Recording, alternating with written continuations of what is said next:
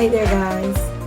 I wanted to come and speak to you about mental health awareness. Today is October 10th, 2022, and it's officially World Mental Health Awareness Day.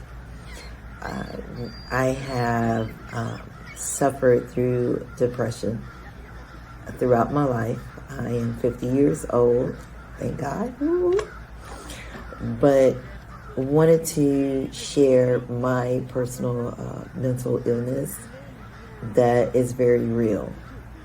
The slogan that I use, and there's different slogans that they have for mental health that keeps people going and motivated.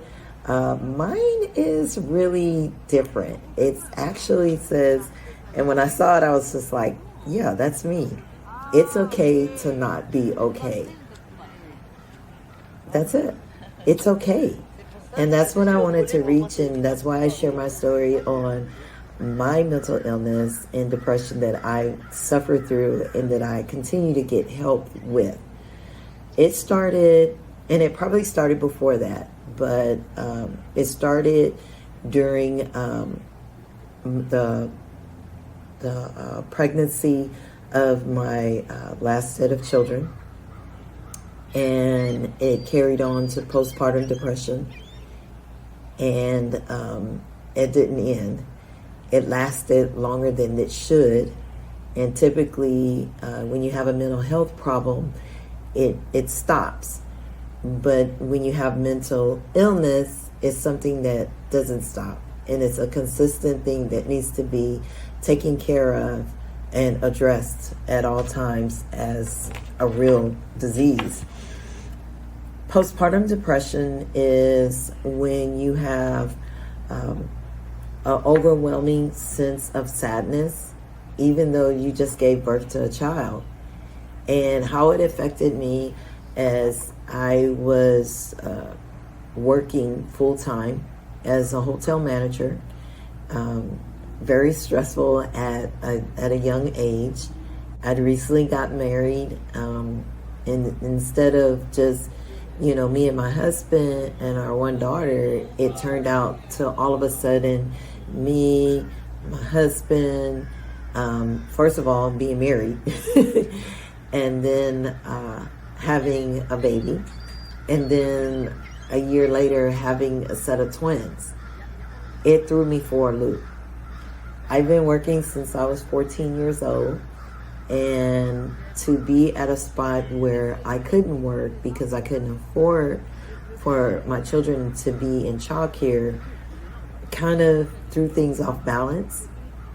And then having to change my lifestyle to accommodate motherhood was very stressful. I was blessed to have my older daughter and my husband around to help me, but unfortunately they weren't professionals, so they didn't know how much to help me and how less.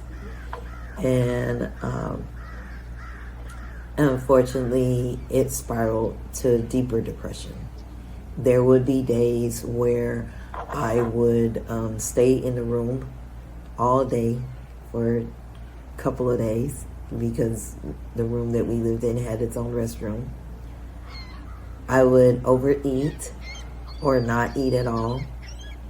And I didn't show the love and care and concern that I should have with my last set of children. I had twins 1 year later after I had a single birth of a child.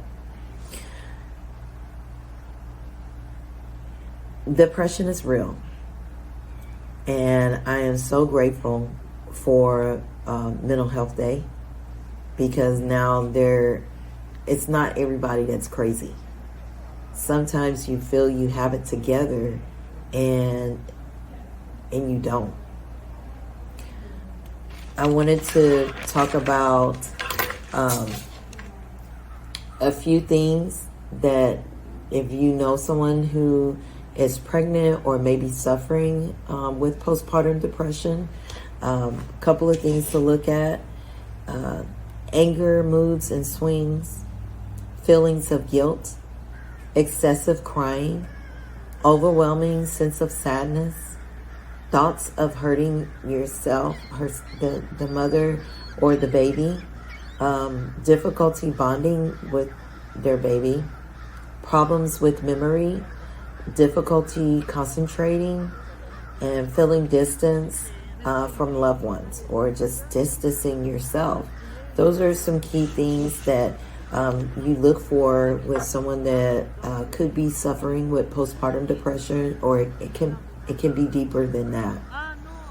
Postpartum depression usually lasts about a week or 2 weeks after the birth of your child, and they kind of get back into it. But for those of you like myself that didn't snap back, it becomes an illness, and it can last for the rest of your life. I didn't recently just have these twins. My twins will be 21 this year, and I still suffer with bouts of depression. Here are some tips to help those still suffering with mental illness, depression, particularly with postpartum. Eat well, exercise, rest, and create a routine. What helps me is I have a routine, a morning routine. I have accountability from my husband, and I've now do accountability checks with my kids so they can check on their mom. Number 2, make time for yourself. I have to have something that's mine, because I'm the mother of 4 children, a grandmother, and I'm a wife. I need something for me. And I think I felt myself lost when I was in the bouts of depression. Number 3, visit with other mothers. Find a group of like-minded people that if you're married, then get with a married mother. If the single moms, get with single moms, because each of the mothers are not one and the same. There's different priorities and responsibilities that those mothers take, and you need to see that you're not by yourself. And the last thing is seek professional help. There's help everywhere. There's free help. There's things online. Reach out to someone. You're not by yourself. It's not a crazy person disease. They're not going to take your kids from you. But I tell you what, if you reach out for postpartum depression, someone will help you, and you can get over it.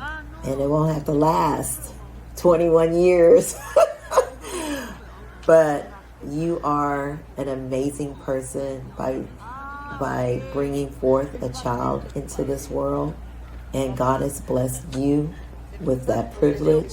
So having postpartum depression is not anything wrong with that. The only thing wrong with that is not getting help. So reach out, contact me. Just leave a comment or something and I'll reach out to you. So enjoy your day, and may all your days be blessed, and be aware of mental health awareness. Have a blessed day. Bye.